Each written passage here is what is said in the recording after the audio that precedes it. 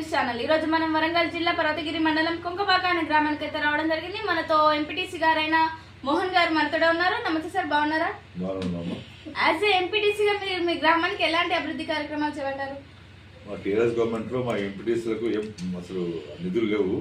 కేసీఆర్ ఒక మంచి ఆలోచనతో 15 ఫైనాన్స్కి వెళ్ళి ఎంపీటీసీలకు 10% పెట్టాడు, జెడ్పీసీలకు 5% పెట్టిండు. ఆ 10% పెట్టుకోవడం వల్ల మాకు ఒక సంవత్సరానికి 3 లక్షల నిధులు రావడం జరిగింది. ఆ నిధులతో మేము కుంకపాక గ్రామంలో సైడ్ డ్రైనేజ్ కాలువలు 2 కట్టడం జరిగింది. ఇలా ప్రజలు సంతోషంగా ఉన్నారు. ఏ ఎంపీటీ చేయని పని ఈ కుంకపాకలో మోహన్ రావు గారు ఎంపీటీసీ అయినాక మాకు 30-40 సంవత్సరాల సమస్యను ఈయన తీర్చగలిగిండు. అది నా చివరి దశలో నేను చేయగలిగిన. ఇంకా ముదేగా నిధులు వచ్చేయండి, ఆ చెరువులకు వేరే సైడ్ కాలువలు ఉన్నాయి, అవి చేసేవాడిని. కొంతవరకు జనంలో సాటిస్ఫాక్షన్గా తిరగలుగుతున్నాయి ఈ రోజు వరకు. ఒకసారి మీ గ్రామంలో ఎలాంటి సమస్యలు ఉన్నాయి? ఇంకా మా గ్రామంలో ముఖ్యంగా ఉన్న సమస్యలు అంటే కొంత సీసీ రోడ్డు సమస్య చాలా ఉన్నది. ఇంకా మా ఊరికి దాదాపు ₹1 కోటి నిధులు తేవడం జరిగింది. మా యాంలో సర్పంచ్ గారు నేను కలిసి. ఇంకొక ₹1 కోటి అయితే మా ఊళ్ళో సీసీ రోడ్డు మొత్తం అయిపోతాయి. ఈ గవర్నమెంట్ వచ్చి 22 నెలలు అయినా కూడా ఒక్క మీటర్ సీసీ రోడ్డు పోయలేదు. వచ్చిన 3 లక్షలు వస్తే అది హనుమాన్ టెంపుల్ కాడ పోసారు. విలేజ్ మటుకు గ్రామాలకు ఉపయోగపడే సీసీ రోడ్ అయితే ఒక్కడ పోయలేదు వరకు. ఒకసారి మీకు ఓటు వేసి గెలిపించిన గ్రామ ప్రజలకు ఏం చెప్పాలనుకుంటున్నారు? వాళ్ళు మళ్ళీ అవకాశం ఇస్తే నేను మళ్ళీ సేవ చేద్దామని రెడీగా ఉన్నా. కానీ రిజర్వేషన్తో నాకు ఓసీ కాబట్టి రాలేకపోయింది.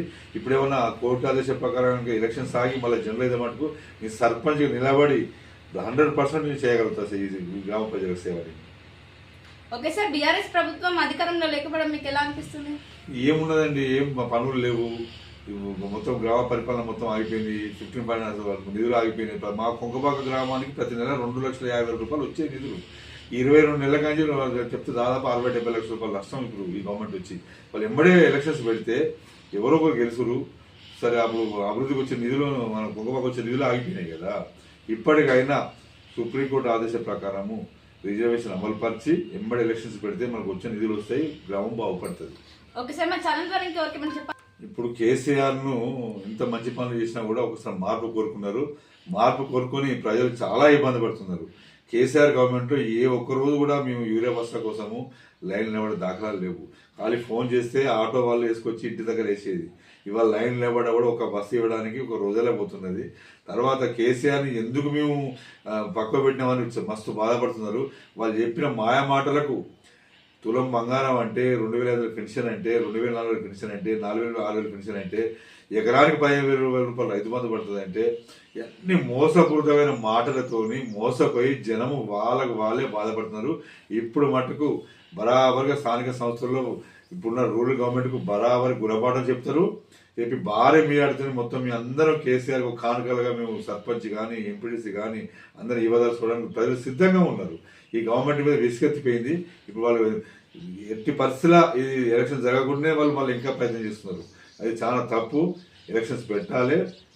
దాదాపు జీతాలు వేసే పరిస్థితి అండి. బుగ్గలు ఎగిరిపోతే బుగ్గలు వేసే పరిస్థితి లేదు. మొత్తం చెత్త ఎక్కడికి పెరిగిపోయింది. డీజిల్ డబ్బులు లేవు.